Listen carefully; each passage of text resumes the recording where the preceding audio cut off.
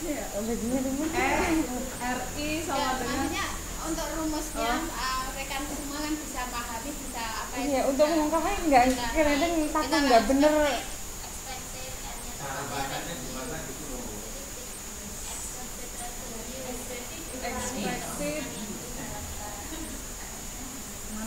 expected Itu cuma gede aja gitu. Oh, sih, jangan lihat buku kecilan. expected revenue sama dengan RV plus beta ya Bu, Ya, beta terus, I dalam kurung expected RM dikurangin RF tingkat keuntungan 45 pasar yang diharapkan dalam kurung dikurangi dengan keuntungan portofolio. Ya, tingkat keuntungan dari investasi. tingkat keuntungan yang layak diharapkan untuk sekuritas sama dengan tingkat keuntungan dari investasi bebas resiko ditambah beta atau ukuran resiko sekuritas I dikurangi tingkat keuntungan portofolio pasar yang diharapkan. Apabila CAPM dalam menentukan tingkat bunga sama dengan R yang layak dalam perhitungan NPV, maka arus kas yang dipergunakan adalah arus kas yang diharapkan atau expected cash flow. Kita tahu bahwa arus kas tersebut tidak pasti, tetapi ketidakpastian tersebut diakomodir oleh tingkat bunga yang dipergunakan untuk menghitung NPV. Lanjut. Karena itu kalau kita ingin menerapkan CAPM dalam capital budgeting, maka yang diperlukan adalah sebagai berikut. Menaksir beta dari proyek atau rencana investasi yang sedang dianalisis. Poin kedua, menaksir tingkat keuntungan portofolio pasar. Sebagai proksi sering dipergunakan tingkat keuntungan rata-rata dari seluruh kesempatan investasi yang tersedia di pasar modal atau indeks pasar. Poin ketiga, menentukan tingkat keuntungan dari investasi yang bebas resiko. Sebagai proksi sering dipergunakan tingkat keuntungan dari sekuritas yang dijamin oleh pemerintah, misalnya sertifikat Bank Indonesia. Poin keempat, menaksir arus kas yang diharapkan. Kegiatan belajar 1-3 dimaksudkan untuk menaksir tingkat keuntungan yang dipandang layak untuk menilai investasi tersebut. Setelah kita berhasil menaksir R, maka penghitungan NPV dilakukan dengan menggunakan informasi yang diperoleh dari kegiatan 4. Seringkali untuk menaksir beta dipergunakan beta rata-rata industri sesuai dengan proyek yang sedang kita analisis. Misalnya, kita akan mendirikan pabrik tekstil untuk menaksir beta industri tekstil. Kita taksir beta dari berbagai perusahaan tekstil dan angka rata-rata ini kita pergunakan sebagai taksiran beta industri tekstil 3. Sayangnya beta yang kita taksir merupakan beta dari saham dan beta sudah dipergunakan oleh faktor utang yang dipergunakan oleh perusahaan. Untuk mengeluarkan pengaruh utang yang dipergunakan atau ingat bahwa kita masih mengasumsikan bahwa investasi dibiayai dengan 100% modal sendiri. Dipergunakan rumus sebagai berikut.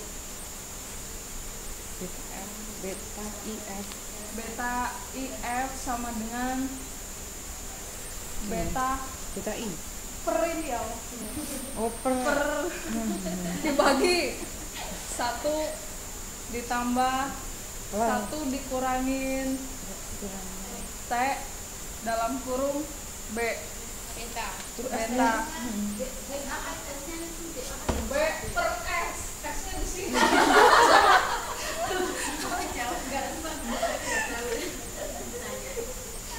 Dalam hal ini I adalah beta dari saham equity, B EV adalah beta perusahaan tersebut. Seandainya menggunakan 100% modal sendiri atau disebut juga sebagai beta aktiva.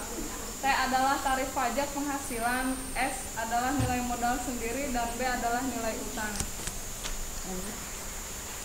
Beta equity industri tekstil ditaksirkan sebesar contoh kasus.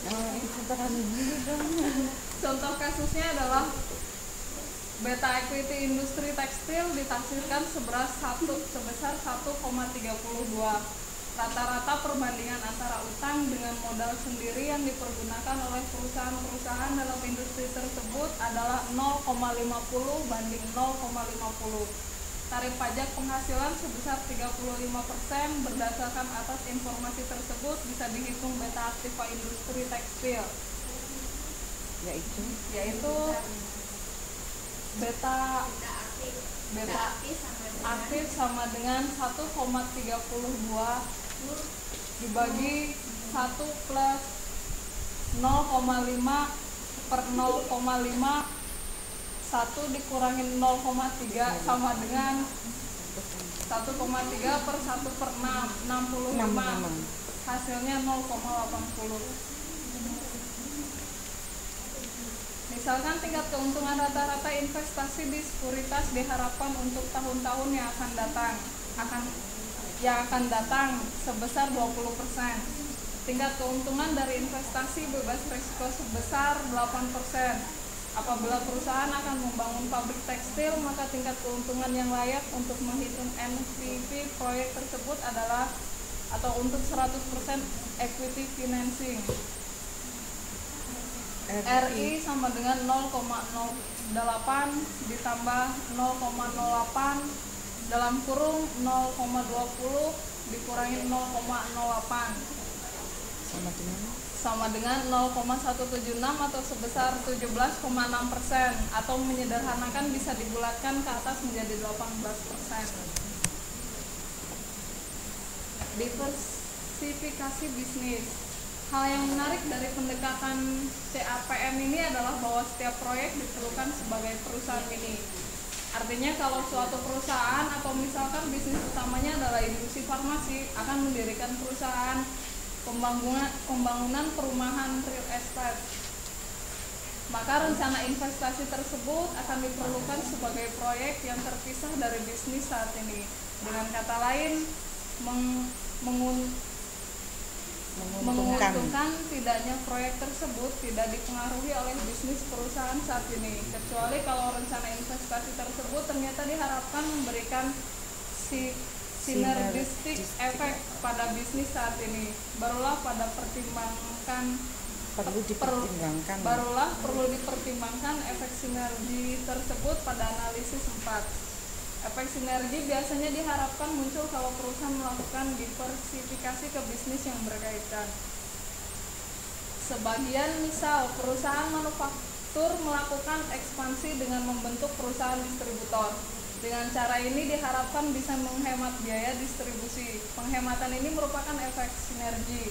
Apabila present value penghematan biaya mencapai X rupiah, maka dalam perhitungan NPV X rupiah ini perlu ditambahkan. Dengan demikian, pendekatan CAPM menolak investasi yang semata-mata dilakukan untuk diversifikasi. Setiap investasi hendaknya dinilai dari NPV-nya, bukan karena investasi tersebut merupakan diversifikasi ataukah tidak. Hal ini disebabkan karena CAPM mengukur resiko dengan resiko sistematis atau beta. Per definisi resiko sistematis adalah risiko yang tidak bisa dihilangkan dengan diversifikasi. Karena itu diversifikasi tidaklah memberikan manfaat.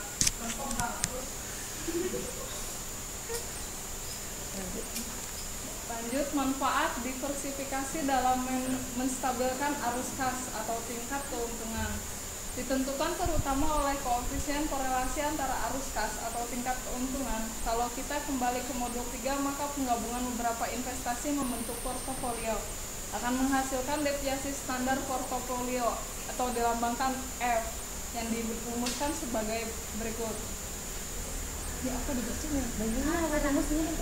Yang mana? Ya rumusnya tope itu. To dari porto standar deviasi dari Standar deviasi standar portofolio Portofolio sama dengan sigma X2I X kuadrat atau X2 ini? X2I deh. Kayaknya X kuadrat X kuadrat I X kuadrat I-nya di X I bawah. kuadrat. Iya, X I Iya. kuadrat. Alfa kuadrat ditambah X kuadrat I X. A kuadrat I. I-nya hilang, Mbak. Oh, enggak apa-apa. Iya. Alfa I kuadrat gitu. Ya enggak apa-apa. Alfa lah. I kuadrat Sigma ditambah sigma X I X J terus apa lagi? X C To To to To I J. to I J dan Rumusnya nggak bisa baca Mbak. I sama dengan J.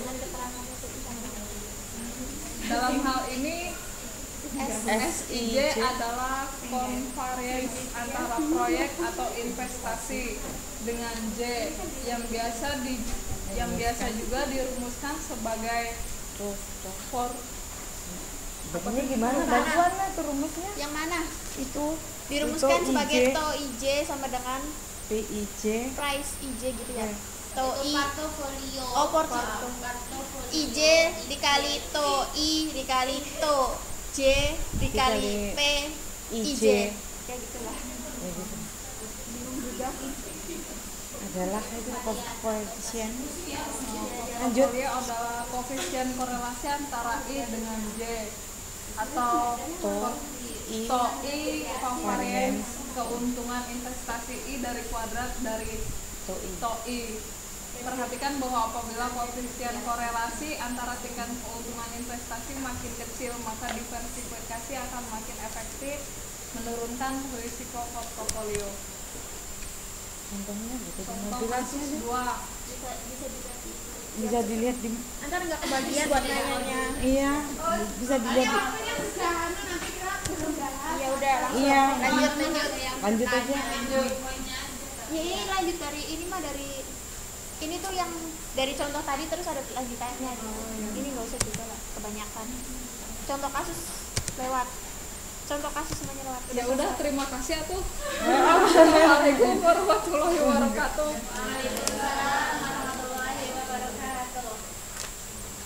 Ada yang Ada ditanyakan? pertanyaan? Silahkan. Angkat tangan, sebutkan namanya. Angkat tangan, sebutkan namanya dan apa pertanyaannya. Itu mah kita mah belum tahu. Iya itu di nego nanti. Maaf, kamu bukan pendendam. Kita gebukin sono. Iya nggak apa-apa, silakan nanya. Silakan bertanya. Oke. Apa pengertian dari faktor siklikalitas dan bentuknya apa saja? Di mana? Di mana? Itunya. Kegiatan belajar tidak sih betul. Kegiatan belajar 3. Iya betul. Halaman berapa? Soalnya tadi kan kita pakainya ini jadi nggak lihat itu. Baca kayaknya. Oh baca. Oh silahkan. Baca tadi saya. Silahkan. Apa yang Pertanyaannya dimaksud diulang. dengan Apa ya tadi ya? Di permulaan. di permulaan? Siklikalitas dan bentuknya apa saja? Ini lah.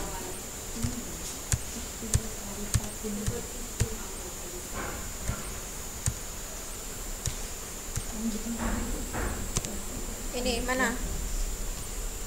Siklikalitas ini lagi. Oh siklikalitas. Keadaan. Ya ini keadaan. Oh memang harus nanti Ada jenis-jenis ini. Bentar dulu. Definisi faktor siklikalitas dan bentuknya apa saja? Faktor yang mempengaruhi aktivitas perusahaan dalam berinvestasi. Ya inilah. Seperti kayak faktor makro kayak perekonomian, politik, sosial, budaya itu kan berpengaruh terhadap setiap perusahaan atau komunitas yang ingin berinvestasi. Ya begitulah. Penambahan CAPM berargumentasi bahwa memang benar arus kas tidaklah pasti. Ketidakpastian arus kas tersebut disebabkan oleh banyak faktor. Tadi faktornya udah disebutin. Nah, salah satunya diantaranya ada operating lever. Faktor lainnya adalah erat tidaknya hubungan kondisi bisnis tersebut dengan kondisi perekonomian. Keadaan ini disebut sebagai Jadi siklikalitas. siklikalitas tuh ya keadaan yang tadi dijelaskan CAPM ya dan seterusnya. Itu keadaannya tuh namanya siklikalitas. Ya, sinikalitas berarti kan faktor